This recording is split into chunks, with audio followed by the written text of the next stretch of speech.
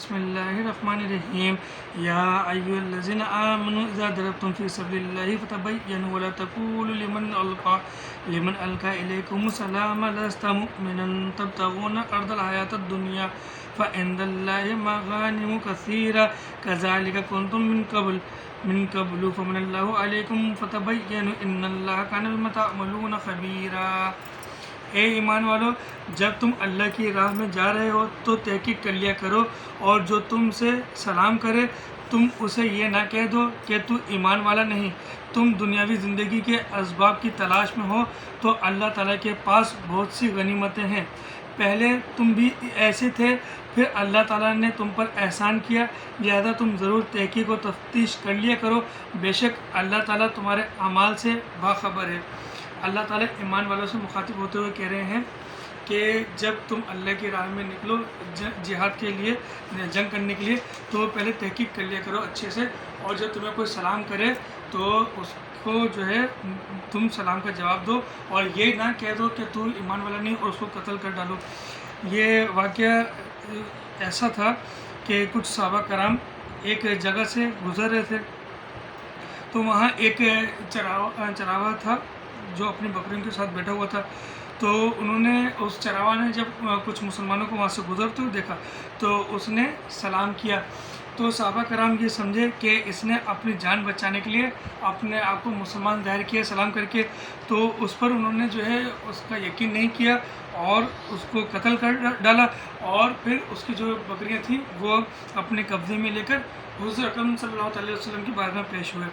جب یہ صحابہ کرام بکریاں لے کر جب حضور اکرم صلی اللہ علیہ وسلم کی بارگاہ میں پیش ہوئے تو پھر یہ آیت اس وقت نازل ہوئی کہ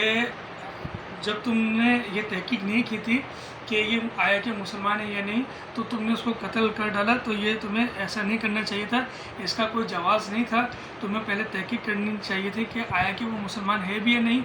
اور اس سے پہلے تم بھی ایسے تھے کہ جب اسلام اتنی تیزی سے نہیں پھیلا تھا تو تم بھی ایسے تھے کہ تم بھی چراوا بن کے بیٹھے ہوتے تھے، پورے طریقے سے مسلمان نہیں ہوئے تھے، اور تمہیں بھی اللہ تعالیٰ نے پھر احسان کیا تم پر کہ پھر تمہیں اسلام کی دولت سے نوازا، اور رہی گئے تم اس طرح غنیمتیں حاصل کرنے کی دنیاوی، تو اللہ تعالیٰ نے تمہارے لیے تو بہت اچھے انعامات رکھے ہوئے ہیں دنیا میں بھی اور آخرت میں بھی۔ اپنی جانوں اور مالوں سے اللہ کی راہ میں جہاد کرنے والے مومن بغیر عذر کے بیٹھے رہنے والے مومن برابر نہیں۔ اپنی مالوں اور اپنی جانوں سے جہاد کرنے والے کو بیٹھے رہنے والے پر اللہ تعالیٰ نے درجوں میں بہت فضیلت دے رکھی ہے، اور یوں تو اللہ تعالیٰ نے ہر ایک کو خوبی اور اچھائی کا وعدہ دیا، لیکن مجاہدین کو بیٹھے رہنے والوں پر بہت بڑے اجر کی فضیلت دے رکھی ہے۔ اللہ تعالیٰ یہاں بتا رہے ہیں کہ جو مومن گھر سے نکلتے ہیں اللہ تعالیٰ کی راہ میں جہاد کے لیے، اور اپنے مالوں کے ذریعے سے جہاد کرتے ہیں، اپنی جانوں کے ذریعے سے جہاد کرتے ہیں، وہ ان کے برابر ہرگز بھی نہیں ہو سکتے جو بنا عذر کے گھر میں بیٹھے رہتے ہیں، اللہ کی راہ میں نہیں نکلتے جنگ کے لیے۔ تو اللہ تعالیٰ نے کہا کہ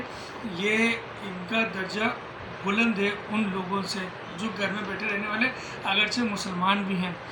تو اللہ تعالیٰ نے ان کی یہ فضیلت بیان کی ہے کہ ان کی جو ہے اللہ تعالیٰ نے دنیا میں بھی بڑی اجرت و فضیلت رکھی ہے اور آخرت میں بھی، اپنی طرف سے مرتبے کی بھی اور بخشش کی بھی اور رحمت کی بھی، اور اللہ تعالیٰ بخشش کرنے والا اور رحم کرنے والا ہے۔ یہ اللہ تعالیٰ نے انہیں مجاہدین کے بارے میں بتایا ہے جو اپنی جانوں اور مالوں کے ساتھ اللہ کی راہ میں نکلتے ہیں، یہ اسی کا انعام بتایا اللہ تعالیٰ نے۔ جو لوگ اپنی جانوں پر ظلم کرنے والے ہیں، جب فرشتے ان کی روح قبض کرتے ہیں تو پوچھتے ہیں تم کس حال میں تھے؟ یہ جواب دیتے ہیں کہ ہم اپنی جگہ کمزور اور مغلوب تھے۔ فرشتے کہتے ہیں کیا اللہ تعالیٰ کی زمین کشادہ نہ تھی کہ تم ہجرت کر جاتے؟ یہی لوگ ہیں جن کا ٹھکانہ دوزخ ہے اور وہ پہنچنے کی بری جگہ ہے۔ جب یہ اپنی جانوں پہ ظلم اللہ تعالیٰ نے الگ الگ طرح سے بتایا ہے کہ کوئی اپنی جانوں پہ ظلم اللہ تعالیٰ کا انکار کر کے کفر کر کے ہوتا ہے، کوئی اپنی جانوں پہ ظلم زنا کر کے گناہ کر کے کرتا ہے، کوئی اور اس جگہ پر جو اپنی جان پہ ظلم ہے وہ یہ ہے کہ جب ہجرت کا موقع تھا تو مسلمانوں کو ہجرت کرنی چاہیے تھی، لیکن انہوں نے ہجرت نہیں کی، اور جن کو جنگ کے لیے نکلنا چاہیے تھا وہ جنگ کے لیے بالکل صحیح سلامت تھے اور صحیح سالم تھے، اور وہ جنگ کرنے کی جہاد کرنے کی طاقت رکھتے تھے، لیکن انہوں نے نہ کی،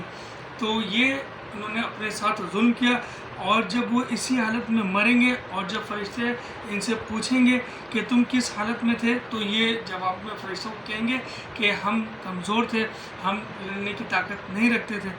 تو فرشتے ان کو جواب میں کہیں گے کہ اللہ تعالیٰ کی زمین کیا کشادہ نہیں تھی، تو تم پھر جب اگر جہاد کرنے کی طاقت نہیں رکھتے تھے تو تم پھر ہجرت کر جاتے، تو تم نے ہجرت بھی کیوں نہیں کی؟ تو جب ان کے پاس اب کوئی جواب نہیں ہوگا، اب یہ لاجواب ہو گئے، تو پھر اللہ تعالیٰ کہہ رہے ہیں کہ پھر ان کا ٹھکانہ دوزخ ہے اور یہ بہت بری جگہ ہے۔ مگر جو مرد، عورتیں اور بچے بے بس ہیں، جنہیں نہ تو کسی چارہ کار کی طاقت اور نہ کسی راستے کا علم ہے، بہت ممکن ہے کہ اللہ تعالیٰ ان سے درگزر کرے۔ اللہ تعالیٰ درگزر کرنے والا اور معاف فرمانے والا ہے۔ یہاں اللہ تعالیٰ بتا رہے ہیں کہ جو مرد، عورتیں اور بچے بے بس ہیں، یعنی کہ ایسے مرد جو چلنے کے قابل نہیں تھے، معذور تھے، یا ان کو کسی راستے کا علم ہی نہیں تھا کہ کس طرف جانا چاہیے، اور عورتیں اور بچے تو لازمی بات ہے کہ تو اس سے ہوتے ہی ناواقف، تو اللہ تعالیٰ نے کہا کہ پھر اللہ تعالیٰ ان سے درگزر فرمائے گا۔ لیکن یہاں پر بھی اللہ تعالیٰ نے ممکن کا لفظ استعمال فرمایا کہ ممکن ہے کہ اللہ تعالیٰ ان سے درگزر فرمائے گا، بے شک اللہ تعالیٰ معاف کرنے والا ہے۔ جو کوئی اللہ کی راہ میں وطن چھوڑے گا وہ زمین میں بہت سی قیام کی جگہیں بھی پائے گا اور کشادگی بھی۔ جو کوئی اپنے گھر سے اللہ اور اس کے رسول صلی اللہ تعالی وسلم کی طرف نکل کھڑا ہوا، پھر اسے موت نے آ پکڑا، تو بھی یقیناً اس کا اجر اللہ تعالیٰ کے ذمے ثابت ہو گیا، اور اللہ تعالیٰ بڑا بخشنے والا اور مہربان والا ہے۔